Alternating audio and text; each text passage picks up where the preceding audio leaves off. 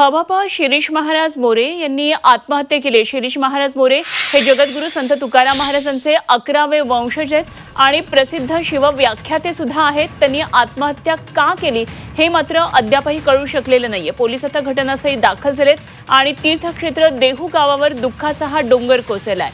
हरिभक्त पंढरीपूर शिरीष महाराज मोरे यांनी आत्महत्या केली आहे आणि या संदर्भात आणखी सविस्तर माहिती जाणून घेऊया। आमच्या प्रतिनिधी चैत्राली राजापूरकर सध्या आपल्या बरोबर आहेत। चैत्राली, अत्यंत धक्कादायक अशी ही घटना आहे।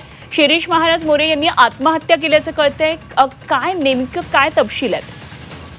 अनुपमा, खरं तर देहूमध्ये जगद्गुरू संत तुकाराम महाराजांचे 11वे वंशज शिरीष महाराज मोरे यांनी आज सकाळी जी आहे ती आत्महत्या केली आहे।